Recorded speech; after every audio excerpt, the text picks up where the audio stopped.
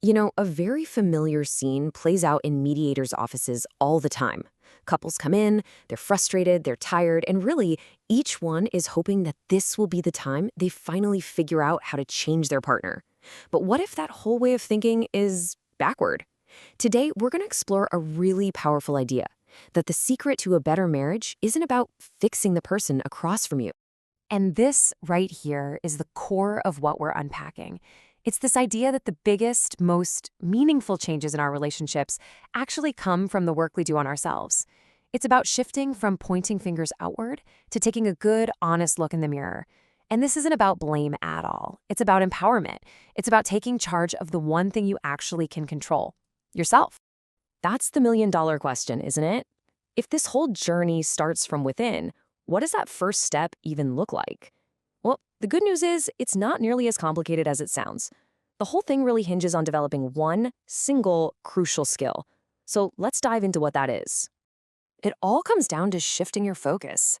The path to a really successful marriage isn't found in some endless campaign to change your partner's little habits.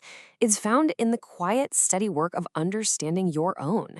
The goal is to build that harmony inside yourself first, because when you do, it just naturally starts to radiate out into your relationship. And the key that unlocks all of this is self-awareness. Now, this isn't some vague New Age concept. It's a real, concrete skill. It's the ability to just pause and recognize what you're feeling in a given moment. Is it anger, stress, disappointment?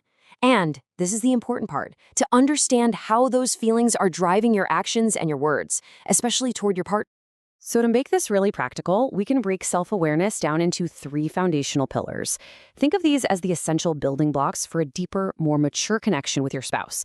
Getting a handle on these is what turns this whole idea from theory into something you can actually do. Okay, so first, you have to recognize your emotions as they're happening. That means noticing that the knot in your stomach is anxiety or that heat rising in your chest is actually anger. Second, you apply that knowledge. You use that emotional insight to figure out how to handle a challenge. And third, you learn to regulate. This is huge. It means you manage your emotional responses instead of letting them manage you. And here's the kicker. Once you can navigate your own inner world, you can finally start to truly see and empathize with your partner. And this brings us to one of the most powerful results of self-awareness. It gives you the ability to create just a tiny bit of space, a little pause between something that happens and how you behave. And in that tiny space, that's where you find the power to choose a thoughtful response over an automatic and often destructive reaction. This really lays it out perfectly. I mean, reacting is the default setting for so many of us, right? You have a terrible day at work, you walk in the door, your partner asks a simple question, and boom, you snap. That's a reaction. But responding, which is powered by self-awareness, looks totally different. You walk in, you feel that stress all coiled up inside you, you recognize it for what it is, and you choose a different path. Let's just imagine a couple, Mira and Arjun. Mira has a totally draining day. Arjun greets her when she gets home, and she feels that instant urge to just lash out. The reactive Mira would probably pick a fight about something small. But the self-aware Mira, she recognizes the frustration isn't about Arjun at all. It's about her day. She pauses, she says what she needs, and by doing that, she not only prevents a pointless fight, she actually builds more trust. You can see how this ability to respond instead of react just fundamentally changes how couples handle conflict.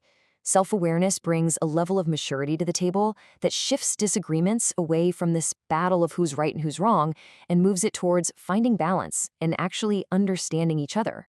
This maturity is also so important when you're dealing with expectations. Let's say Ramesh feels loved through big romantic gestures, but his partner, Ananya, shows her love through small, daily acts of service. Now, without self-awareness, Ramesh might feel unloved and Ananya might feel totally unappreciated. But with it, they can actually have a real conversation about their different love styles and find a middle ground that works for both of them. Let's talk about a classic conflict: household chores.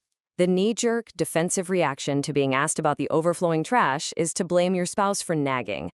But the self-aware response, that involves a moment of ownership. It's recognizing, you know what, they're not nagging, I did say I'd do it, and I do have a habit of putting things off. Just that simple act of owning your part can stop resentment from growing and turn what could have been a fight into a moment of teamwork. So, what this all leads to really is understanding that a healthy, thriving relationship isn't static. It's not made of two perfect people who never have problems. No, it's made of two individuals who are both committed to their own continuous growth. And that, in turn, is what strengthens their bond and makes their partnership truly resilient. And if there's one golden rule to take away from all of this, let it be this one. This principle applies everywhere, at work, in friendships, and most powerfully of all, in our closest relationships. The desire to change your partner is completely natural, but the real power, it lies in turning that energy inward. Your own personal growth is the single most effective catalyst for positive change in your marriage. So I'll leave you with a question to reflect on. Just think back over the last few days. Can you pinpoint one moment where you felt a really strong emotional reaction? Could be anything: frustration in traffic, annoyance at something at work, or a moment of tension with your partner. Just noticing that trigger without any judgment, that's the very first step on this whole path. That's the beginning of self-awareness.